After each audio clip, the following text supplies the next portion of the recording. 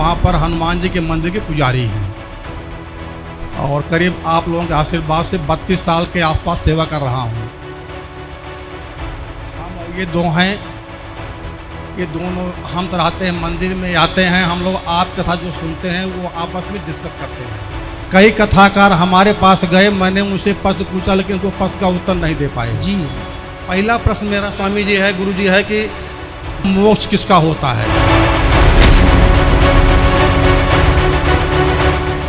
मोक्ष जो होता है, मोक्ष का अधिकारी है मन। माया मरी न मन मरा, मर मर गया शरीर, आशा तृष्णा ना मरी, कह गए दास कबीर। तो जो हमारा मन है वही मोक्ष का अधिकारी, क्योंकि आत्मा तो मोक्ष से और जन्म मृत्यु सबसे परे है। तो जो मन है, कहते हैं ना सब मर गया, शरीर बूढ़ा हो गया, मन बुढ़ा नहीं हुआ। ठीक। तो मन को ही सारा सुख दुख मिलना है। ठीक। स्वामी जी, संतुष्टि हमको नहीं हुई।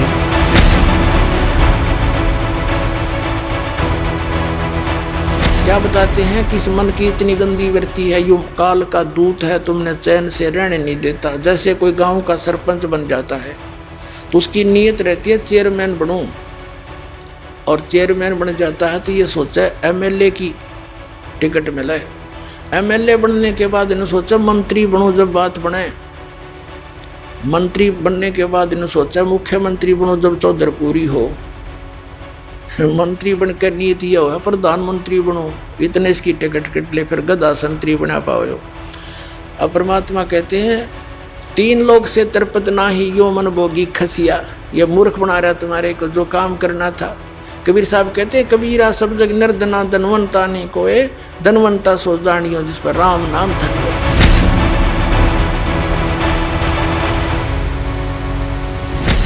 पुण्यात्माओं, अब हमने वो मोक्ष प्राप्त करना है जहां जाने के बाद फिर लौटकर हम कभी संसार में नहीं आते। तो वो कौन है? वो परम अक्षर ब्रह्म है, वो सतपुरुष अमर पुरुष है। गीता अध्याय नंबर 7 के श्लोक नंबर 29 में गीता ज्ञान दाता ने कहा कि अर्जुन, जो मैंने तुझे ज्ञान बताया है कि तत्वदर्शी संत की खोज कर ले। फिर वो तत्वदर्शी संत तुझे उस परमात्म तत्व का ज्ञान बताएगा, वो तत्व ज्ञान बताओगा तेरे को। उस तत्व ज्ञान को समझने के पश्चात उसमें लिखा 7वें अध्याय के 29वें श्लोक में कहा है कि जरा मरण मोक्षाय यतन्ति ते, जो माम आश्रित है, यानी मेरे द्वारा दिए गए इस ज्ञान को आश्रय बनाकर तत्वदर्शी संत की खोज कर लेते हैं। और जो केवल यहाँ जरा माने बुढ़ापा, वृद्धावस्था का दुख, मरण माने मृत्यु, जरा और मरण से छूटने के लिए जो प्रयत्न करते हैं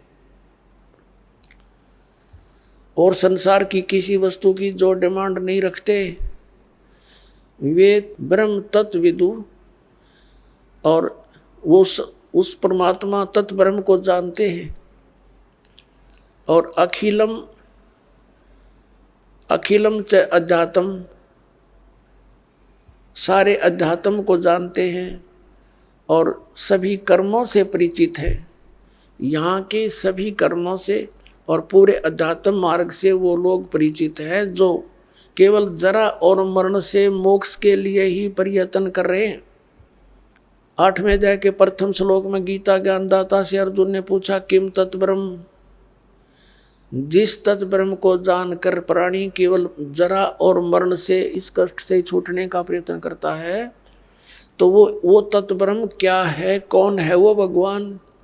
गीता ज्ञानदाता ने गीता अध्याय नंबर 8 के श्लोक नंबर 3 में उत्तर दिया है, वो परम अक्षर ब्रह्म है। देखिएगा अध्याय नंबर 7 का श्लोक नंबर 29, ये 29 नंबर है। इसमें कहा कि जरा मरण मोक्षाय माम आश्रित्य यतन्ति ये, माम आश्रित्य, मेरे इस ज्ञान का आश्रय करके कि तत्वदर्शी संत को खोज लो, तो वो यतन्ति ये जो प्रयत्न करते हैं जरा और मरण मोक्ष है। जरा और मरण के मोक्ष के लिए ही जो प्रयत्न करते हैं, ते ब्रह्म तत्विदु कृत्स्नम अध्यात्म से कर्म अखिलम, वह पूरे अध्यात्म को, तत्व ब्रह्म को और सभी कर्मों से परिचित हैं, जानते हैं। विदु माने जानते हैं। इन्हीं का अनुवाद पढ़ते हैं। जो मेरे शरण होकर जरा और मरण से छूटने के लिए, जरा माने बुढ़ापा, वृद्धावस्था होती है, इन लोगों ने लिख दिया ने, वे पुरुष उस तत्ब्रह्म उस ब्रह्म को, संपूर्ण अध्यात्म को, संपूर्ण कर्मों को जानते हैं। ये तीसरा श्लोक में ये कहा है 8वें अध्याय के, कि केवल जो मुझे ही सब कुछ समझ रहे हैं वो मुझे ही जानते हैं, वो तो मुझे ही जानते हैं बस। फिर यहाँ बताया 8वें अध्याय का प्रथम मंत्र में अर्जुन ने पूछा गीता जी में, किम तत्ब्रह्म, किम अध्यात्म, किम कर्म पुरुषोत्तम, अधिभूतम से किम प्रोक्तम, अधिदेवम किम उच्यते। इसका वह ब्रह्म क्या है? और इसका 8वें अध्याय के तीसरे श्लोक में उत्तर दिया है गीता ज्ञानदाता ने। 8वें अध्याय के तीसरे श्लोक में वो परम अक्षर ब्रह्म है। अब इससे सिद्ध हो गया गीता ज्ञानदाता से कोई अन्य परम शक्ति है जो जीव को पूर्ण सुखी कर सकती है और पूर्ण मोक्ष प्रदान कर सकती है। अब यहाँ गीता अध्याय नंबर 8 के श्लोक नंबर 5 और 7 में गीता ज्ञानदाता ने कहा है कि मेरी भक्ति कर, मुझे ही प्राप्त होगा। और 8वें अध्याय के 8, 9, 10 में 3 मंत्रों में कहा कि उस परमेश्वर परम अक्षर ब्रह्म की यदि तू साधना करेगा, उसकी भक्ति की कमाई के बल से, योग के बल से, भक्ति की शक्ति की ताकत से, तो उसको प्राप्त हो जाएगा। 8वें अध्याय के 13वें श्लोक में गीता ज्ञानदाता अपनी साधना का मंत्र बताता है। ओ इति एकाक्षरम ब्रह्म व्यवहारन माम अनुसमन ये प्रयाति तजन देहम सयाति परमाम गतिम। मुझ ब्रह्म का केवल एक ओम मंत्र है, और जो इसकी अंतिम श्वास तक सिमरण करता हुआ, इसका अंतिम श्वास तक सिमरण करता हुआ छोड़कर जाता है, वो ओम से मिलने वाली परम गति को प्राप्त होता है। ओम से मिलने वाली परम गति कौन सी है? ब्रह्मलोक। 8वें अध्याय के 16वें श्लोक में कहा कि ब्रह्मलोक पर्यंत, ब्रह्मलोक में गए हुए प्राणी फिर वापस जन्म मृत्यु में आते हैं, तो इससे भी पूर्ण मोक्ष नहीं हुआ। जन्म मृत्यु का दीर्घ रोग कटा नहीं। फिर 17वें अध्याय के 23वें श्लोक में गीता ज्ञानदाता ने कहा है उस परम अक्षर ब्रह्म के पाने का, ओम तत्सदिति निर्देश ब्रह्मण तिर्विद समर्थ है। ब्रह्मण माने सच्चिदानंद घन ब्रह्म। देखिएगा 17वें अध्याय का 23वां श्लोक दिखाते हैं। अध्याय नंबर 17 और श्रीमद् भगवद गीता ये 23वां श्लोक है। ओम तत्सत इति निर्देश है ब्रह्मण तिर्विद समर्थ है, ब्राह्मणा तेन वेदा च यगा च विहिता पुरा। इसका समझ क्या है? ओम से ओम तत्, तत् सत सत, ओम तत्सत ऐसे ये 3 प्रकार का ब्रह्मण माने सच्चिदानंद घन ब्रह्म का नाम कहा है। ब्रह्मण माने सच्चिदानंद घन ब्रह्म कर रहे हैं, यानी परम अक्षर ब्रह्म समझो इसको, परम अक्षर ब्रह्म का नाम है यो। अब हम फिर आते हैं वापस 8वें अध्याय के, अध्याय नंबर 8 के ही वापस आ जाते हैं। ये देखिएगा 13वें श्लोक पे, ये देख 8वां अध्याय गीता जी का, और ये 13वां श्लोक यहाँ पर है 13वां। अब हम संस्कृत भी पढ़न जोगे हो गए, सी बात नहीं, देवनागरी लिपि है या। ओम इति एकाक्षरम ब्रह्म व्यवहारण माम अनुसमरण ये प्रयाति तजन देहम सयाति परमाम गतिम। अब ये गीता ज्ञानदाता कहता है कि माम ब्रह्म, मुझ ब्रह्म का, ओम इति, ओम यह एकाक्षरम, एक अक्षर है, नथिंग एल्स, व्यवहारण अनुसमरण, यानी उच्चारण करके सिमरण करता हुआ यह याति तजंदे प्रियाति तजंदे हम दो शरीर छोड़कर जाता है, इसका सांस सुमन करता हुआ यह याति परमाम गतिम, वह परम गति को प्राप्त होता है। यहाँ से शुरू होता है ओम ओम। जो पुरुष ओम इस एक अक्षर ब्रह्म को उच्चारण करता हुआ और उसके अर्थ स्वरूप मुझ निर्गुण ब्रह्म का चिंतन करता हुआ शरीर को त्याग कर जाता है, वह पुरुष परम गति को प्राप्त होता है। ओम से होने वाली परम गति वो कौन सी है? ब्रह्मलोक। ब्रह्मलोक में गए हुए प्राणी फिर पुनरावृत्ति में आते हैं। देखिएगा 8वें अध्याय का यही फिर 16वां श्लोक। हे अर्जुन, ब्रह्मलोक पर्यंत सब लोग पुनरावृत्ति में हैं। ये स्टार लगा के इन्होंने यह विश्लेषण भी किया है। अर्थात जिनको प्राप्त होकर पीछे संसार में आना पड़े, वहां जाकर भी फिर वापस संसार में आना पड़े, ऐसे पुनरावृत्ति बोलते हैं इसको। पुनरावृत्ति, इसका विश्लेषण किया, पुनरावृत्ति का अर्थ डिफाइन किया इन्होंने। तो इससे सिद्ध हो गया कि ब्रह्मलोक में गए हुए प्राणी भी वापस आते हैं ब्रह्म ओम नाम का जाप करने वाले। आगे गए ना बावड़े रहते भी सब जाही, बिन साहेब की बंदगी कहीं छोड़ ठिकाना नहीं। मोक्ष प्राप्ति की विधि कहते हैं कि जो सच्ची साधना सतगुरु से प्राप्त हो जाती है, उस भक्ति के करने से पूर्ण मोक्ष हो जाता है। पूर्ण मोक्ष प्राप्त प्राणी उस लोक में चला जाता है जहां पर इसको कर्म किए बिना ही प्राप्त होता है। श्रीमद् भगवत गीता के अंदर उसको निष्कर्मे मोक्ष कहा है। वहां जाने के बाद कोई भी बगैर काम किए ही आपको सब कुछ प्राप्त होगा। इसलिए आप जिस स्थान पर रह रहे हो, ये आपने कर्म करते करते भक्ति करनी पड़ेगी। निर्वाह के कर्म करते करते आपको भक्ति के कर्म भी करने पड़ेंगे।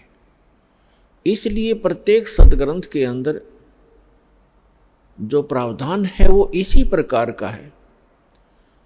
सबसे पहले आपको श्रीमद् भगवत गीता का प्रमाण देते हैं कि उसमें कैसी भक्ति करने को कहा है और उस भक्ति के करने का तरीका कौन सा है और वो साधना है कौन सी। श्रीमद् भगवत गीता अध्याय नंबर 8 के श्लोक नंबर 1 में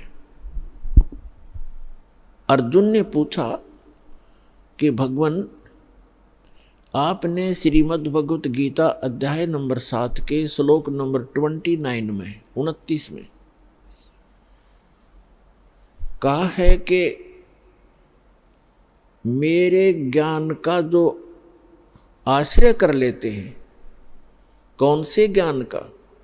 गीता अध्याय नंबर 4 के श्लोक नंबर 32 और 34 में एक विशेष उल्लेख है कि सच्चिदानंद घन ब्रह्म अपने मुख कमल से स्वयं ही यहाँ आकर के एक यथार्थ ज्ञान बताता है, उसको तत्व ज्ञान कहते हैं। तो 4 अध्याय के 34वें श्लोक में कहा कि उस तत्व ज्ञान को तत्वदर्शी संत ही जानते हैं। उन तत्वदर्शी संतों के पास जाकर के उस तत्व ज्ञान को अर्जुन ग्रहण करो। यदि आप पूर्ण मोक्ष प्राप्त करना चाहते हो, यदि आप उस शाश्वत स्थान को प्राप्त करना चाहते हो, गीता अध्याय नंबर 18 के श्लोक नंबर 62 में, गीता अध्याय नंबर 15 के श्लोक नंबर 4 में, गीता अध्याय नंबर 18 के श्लोक नंबर 66 में जो प्रमाण दिया है कि अर्जुन तू सर्वभाव से उस परमेश्वर की शरण में जा, उसकी कृपा से ही तू परम शांति को और शाश्वत स्थान अर्थात उस अमर लोक को प्राप्त होगा, सनातन परम धाम को प्राप्त होगा, जहां जाने के बाद साधक फिर लौटकर कभी संसार में नहीं आते। तो गीता अध्याय नंबर 7 के श्लोक नंबर 29 में गीता ज्ञानदाता कहता है कि जो मेरे इस ज्ञान का आश्रय कर लेते हैं और तत्वदर्शी संत की खोज कर लेते हैं, वे व्यक्ति फिर क्या करते हैं? जरा मरण मोक्षाय यतन्ति ते तत् ब्रह्म विदु कृत्स्नम अध्यात्म अखिल च कर्मम। वो व्यक्ति जो उस तत्ब्रह्म से परिचित हैं और सारे दातुम ज्ञान से परिचित हैं और सभी कर्मों से परिचित हैं, वे केवल जरा यानी वृद्धावस्था के दुख से और मरण माने मृत्यु के दुख से बचने के लिए ही प्रयत्न करते हैं, उससे मोक्ष प्राप्ति के लिए प्रयत्न करते हैं। जो व्यक्ति तत्ब्रह्म से परिचित हो जाते हैं और सारे दातुम ज्ञान से और सभी कर्मों से कि बुरे कर्म करोगे तो बुरा फल मिलेगा, अच्छे कर्म करोगे तो अच्छा फल मिलेगा, तुमने उस दरगाह का मैल नहीं देखा, धर्मराज के तिल तिल का लेखा। आज कोई कोढ़ी है, कोई रोगी है, कोई कैंसर पीड़ित है, किसी को अधरंग मार गया है, किसी की जुबान नहीं है, कोई गूंगा, कोई बहरा है, कोई लंगड़ा, कोई दोनों टांग कट गई है, कोई और अन्य भयंकर आपदाओं का सामना कर रहे हैं मनुष्य शरीरधारी प्राणी। और अन्य प्राणी भी आप देखते हो, कोई कुत्ता है, खाद लगी है, कीड़े पड़े हुए हैं, टांग टूट गई, पिछले हिस्से को पैरालिसिस हो गया है, दोनों पैरों को लटका के घसीट रहा है। तो ये आपके पूर्व जन्म के कर्मों का परिणाम है। तो ये ज्ञान सत्संग से होता है कि जैसे कर्म आप इस मानव शरीर में करोगे वो आगे आपको भोग्य होंगे। इसलिए आप जी ऐसे कर्म ना करो जो आपको आगे उनका दंड भोगना पड़े। और पीछे गलती में जो भी कुछ हो चुका है उसका प्रावधान, उसका एक विकल्प बताया है परमेश्वर ने कि मेरी शरण में, यानी कबीर परमात्मा पूर्ण ब्रह्म परम अक्षर ब्रह्म की शरण में जो व्यक्ति आ जाता है, उनके सभी पूर्व जन्म के जो अनजानपने में हुए हुए पापों का नाश कर दिया जाता है और पापों से ही प्राणी को कष्ट होता है।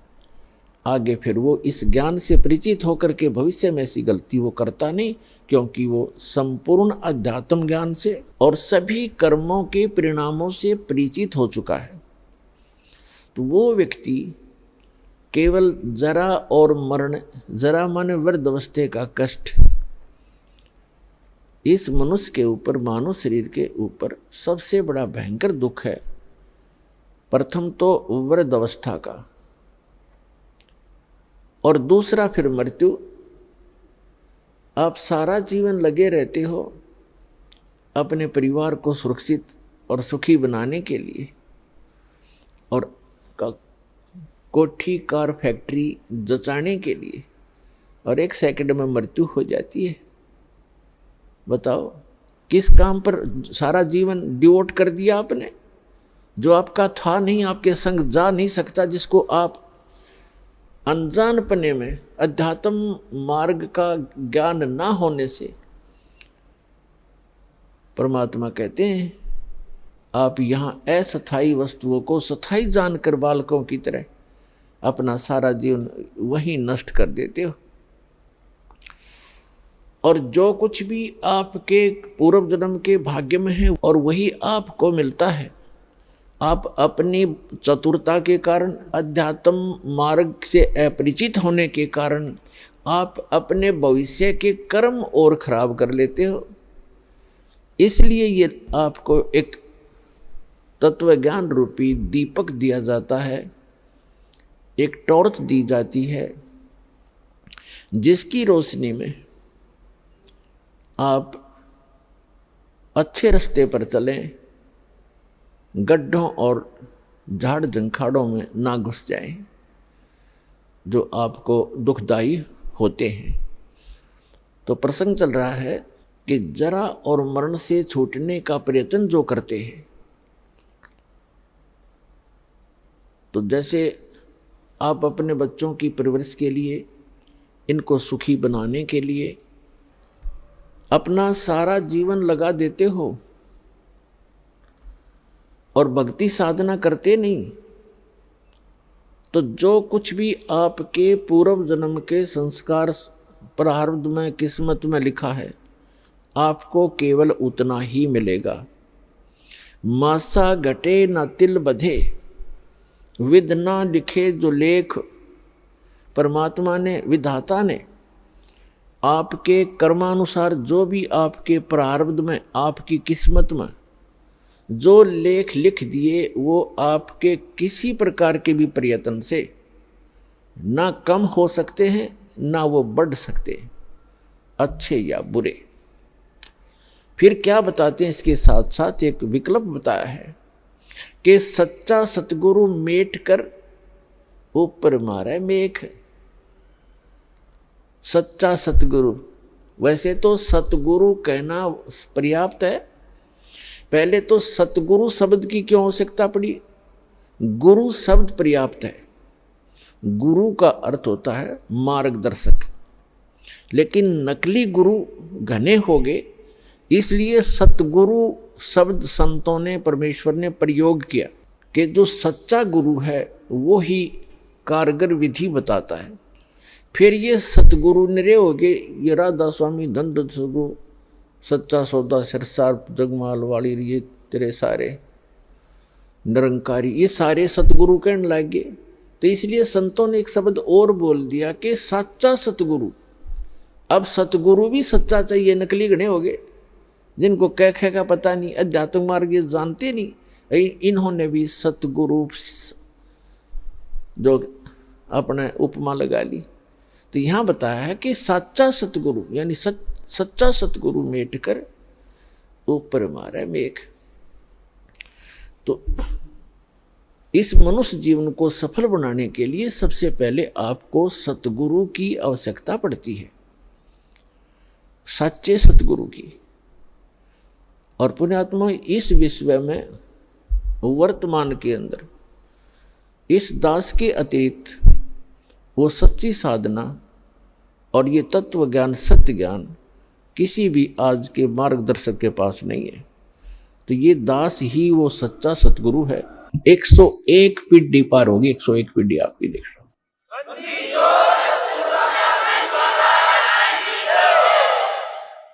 और 101 पीढ़ी पूरा होने में लगभग 1-2 हजार वर्ष अवश्य लगेंगे। तो 1-2 हजार वर्ष तक ये भक्ति चलेगी, ये मोक्ष होगा।